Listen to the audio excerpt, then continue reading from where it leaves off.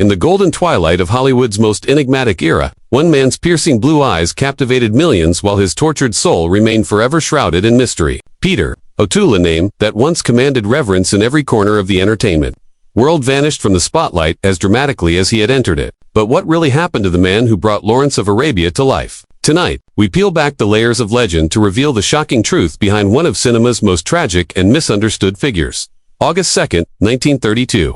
The world welcomed Peter Seamus O'Toole in Leeds, Yorkshire, though even his birthplace would become a subject of mystery and conflicting accounts. Born to a Scottish Catholic father and an Irish Protestant mother, Peter's early life was marked by the kind of contradiction that would define his entire existence. His father, Patrick O'Toole, was a bookmaker and occasional metalworker who instilled in young Peter a love for literature and the spoken word. But it was his mother, Constance Jane Ferguson, who planted the seeds of theatrical ambition. The family moved frequently during Peter's childhood from Leeds to Sheffield, then to London, each relocation, adding another layer to the complex identity that Peter would later channel into his most memorable performances. As a teenager, Peter discovered his calling in the most unlikely of places, a church hall in Leeds where a local amateur dramatic society was rehearsing. The moment he stepped onto that makeshift stage, witnesses later recalled, something electric happened. His voice, that distinctive crystalline baritone that would one day command the attention of millions, filled the small space with an authority that belied his years.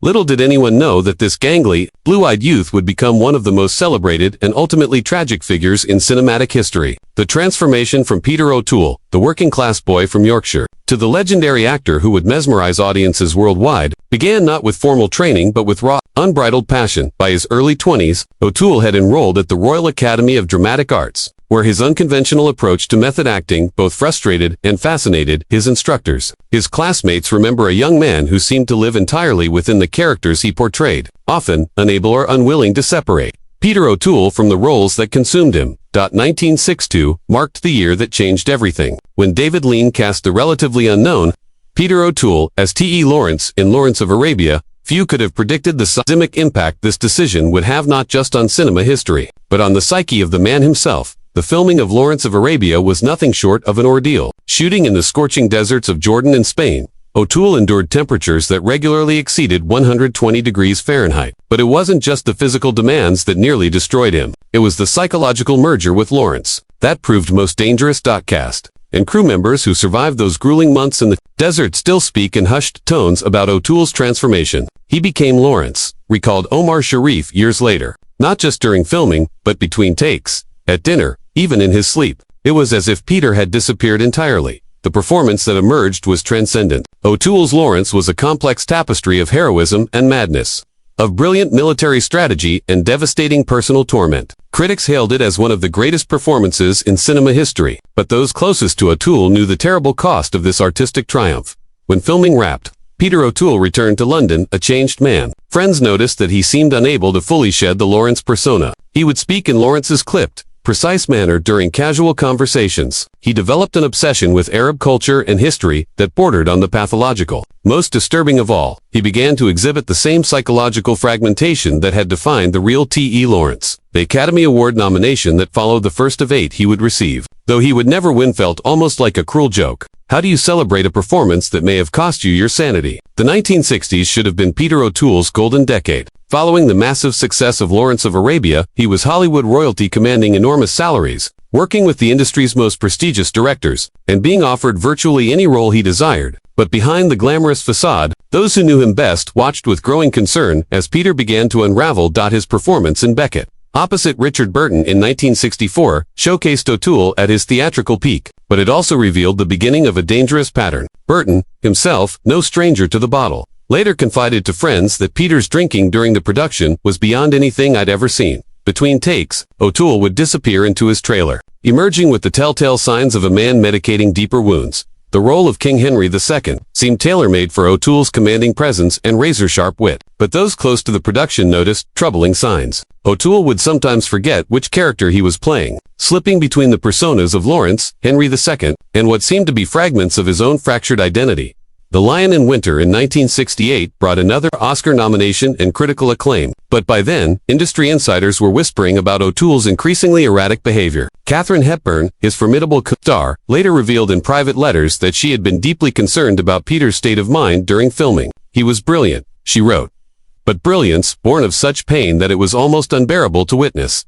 The truth that Hollywood didn't want to acknowledge was becoming impossible to ignore. Peter O'Toole was not just an actor playing roles, he was a man losing himself in them. And each new character took him further away from whoever Peter O'Toole really was. Beneath the performances, behind the magnificent performances and critical acclaim, Peter O'Toole was waging a war against himself, a battle fought with bottles of whiskey, vodka, and anything else that could numb the pain of being perpetually lost between identities. What began as social drinking in his early career had evolved into something far more sinister by the mid-1960s. Those who worked with O'Toole during this period paint a picture of a man caught in a devastating cycle. Mornings would find him shaking and desperate, barely able to remember his lines. But as the day progressed and the alcohol took hold, he would transform into the commanding presence audiences expected. It was like watching Jekyll and Hyde, recalled one longtime crew member. Sober Peter was a ghost of himself. Drunk Peter was larger than life. The legendary stories of O'Toole's drinking binges became the stuff of Hollywood folklore, but they masked a deeper tragedy. His consumption wasn't recreational, it was medicinal. A desperate attempt to silence the voices of all the characters he'd inhabited. Lawrence still whispered of desert madness. Henry II demanded royal treatment. Each role he'd played had left psychic residue that only alcohol could temporarily wash away. By 1970, O'Toole's reputation as both a brilliant actor and an uncontrollable drunk was firmly established. Directors began demanding insurance policies before hiring him. Co-stars learned to deliver their most important scenes early in the day, before Peter's inevitable deterioration. Yet somehow, miraculously, the performances remained extraordinary. His liver began to fail in the early 1970s as a direct result of decades of abuse. Friends staged multiple interventions, but O'Toole would disappear for weeks at a time, often found in Dublin pubs or London's seediest establishments, drinking with strangers who had no idea they were witnessing the slow-motion destruction of one of cinema's greatest talents. The most heartbreaking aspect wasn't the drinking itself, it was what drove it. Peter O'Toole was drowning in the very gift that had made him famous. Throughout the chaos of Peter O'Toole's self-destruction, several remarkable women attempted to anchor him to reality, to love him back to wholeness. But loving Peter O'Toole meant competing not just with alcohol, but with the ghosts of every character he'd ever played, and that was a battle no mortal woman could win. Shahin Phillips, his first wife, bore witness to Peter's initial transformation from promising young actor to haunted genius. Their marriage in 1959 had seemed like a fairy tale, two Welsh theatrical talents united in their passion for the craft. But Sheehan later revealed the devastating reality of living with a man who was never quite himself. "I would wake up some mornings," she confided years later, "and not know which Peter I was married to. Some days he was the gentle man I fell in love with. Other days, he was Lawrence, speaking in that precise, military manner. Occasionally, he was King Henry, treating our modest home like a medieval court. But the real Peter seemed to be disappearing a little more each day." Their daughters, Kate and Pat, grew up in a household where their father's identity shifted like sand. O'Toole adored his children, but his emotional availability fluctuated wildly depending on which character was currently inhabiting his psyche. Family dinners became theatrical performances. Bedtime stories were delivered in the voices of historical figures their father had portrayed. The marriage couldn't survive the constant uncertainty. Sheehan filed for divorce in 1979, not out of lack of love, but out of sheer exhaustion. She had spent 2 decades trying to love a man who had forgotten how to be. During filming, cast and crew reported increasingly bizarre behavior from O'Toole. He would remain in character for hours after scenes wrapped, delivering sermons to confused extras and referring to himself, in the third person, as the Son of God. The line between Peter O'Toole and Jack Gurney began to blur in ways that terrified everyone around him. Director Peter Meddock later revealed that he had serious concerns about O'Toole's mental state during production. "There were moments when I genuinely didn't know if Peter was acting or if he had genuinely lost touch with reality," Meddock confided. "The performance was extraordinary, but the cost was visible. You could see it in his eyes each day." A little more of Peter disappeared. Man of La Mancha in 1972 proved equally destructive. Playing Don Quixote, a character who creates elaborate fantasies to escape reality, seemed to give O'Toole permission to fully embrace his own psychological fragmentation. He began quoting Cervantes obsessively, speaking of windmills and impossible dreams, long after cameras stopped rolling. The pattern was becoming clear. Peter O'Toole didn't act so much as he allowed himself to be possessed by his characters. And with each possession, he lost a little more of whatever remained of his original self. By the mid-1970s, Peter O'Toole was experiencing what can only be described as a complete psychological breakdown, but one so carefully hidden behind continued professional appearances that Hollywood remained largely oblivious to his true condition. The man who had once commanded the screen with magnetic confidence was disintegrating from within. Close friends began to notice.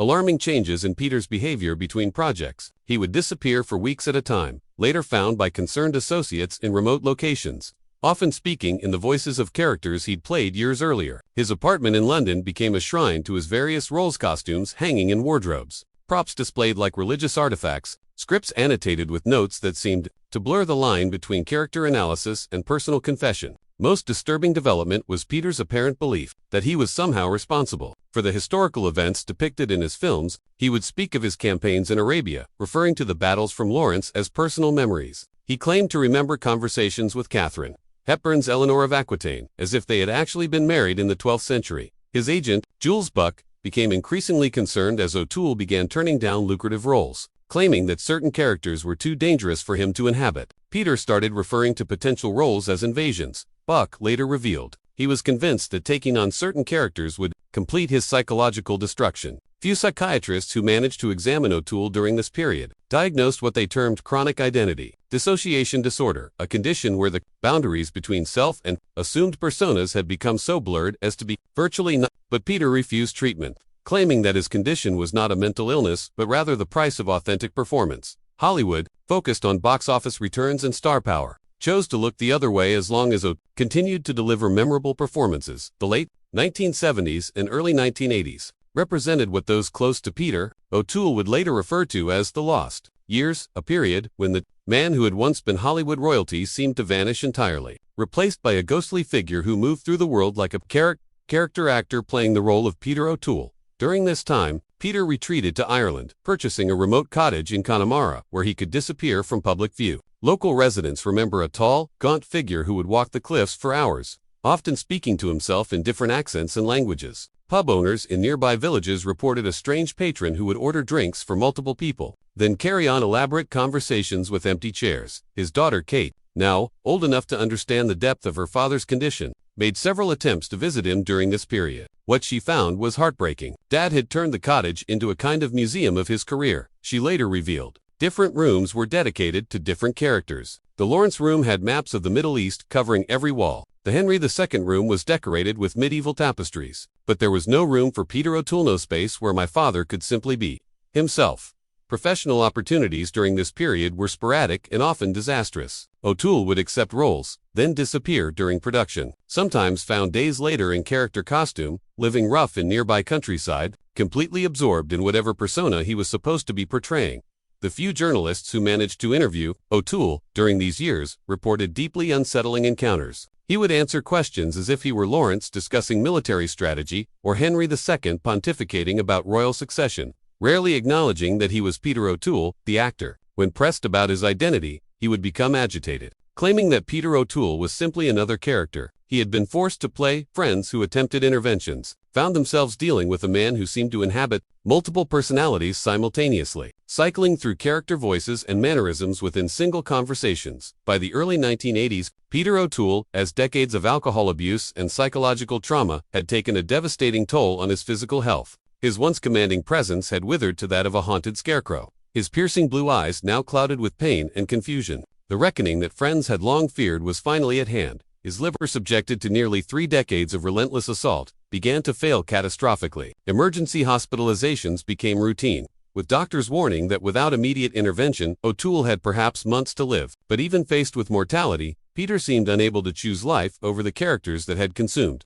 him. Hospital staff reported bizarre incidents during his stays. O'Toole would wake from medically induced comas speaking in the voice of Lawrence, demanding updates on Arab rebellion activities. During one particularly disturbing episode, he became convinced that the hospital was a crusader castle and that nurses were medieval servants plotting against him. Dr. Margaret Hartley, who treated O'Toole during several of his hospitalizations, later wrote about the profound tragedy of his condition. Peter exhibited symptoms unlike anything in medical literature. She noted, it wasn't simply alcohol-induced dementia or standard personality disorder. He seemed to be living simultaneously in multiple time periods and identities. Treating him required understanding not just one patient, but dozens of historical and fictional characters.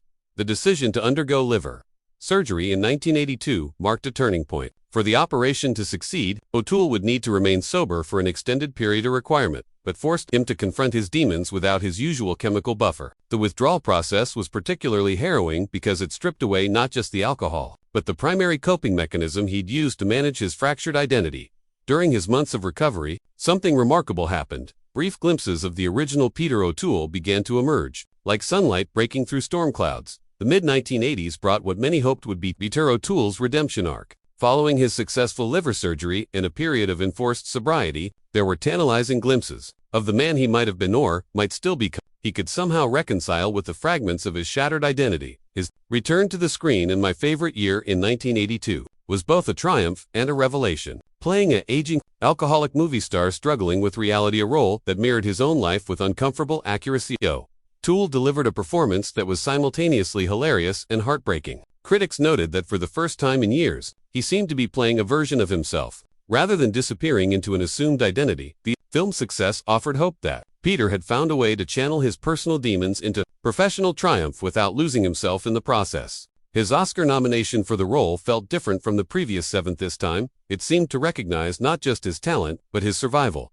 Behind the scenes, however, the struggle continued. O'Toole had developed a complex system of what he called identity management. He would spend hours each morning in meditation-like sessions, consciously separating his own thoughts and memories from those of the characters still inhabiting his psyche. It was exhausting work, requiring constant vigilance against the psychological invasion he had once welcomed. His relationship with his daughters during this period became a crucial anchor. Kate and Pat, now young adults, provided Peter with perhaps the only connection to his pre-fame identity that remained intact. They remembered their father from before the characters took over, and their presence seemed to call forth glimpses of that original person. But recovery from such profound psychological fracturing is never linear, and O'Toole's journey would prove to be filled with setbacks and false dawns. The characters he had inhabited over the decades weren't simply roles he had played, they had become integrated aspects of his personality, and extracting them would prove nearly impossible.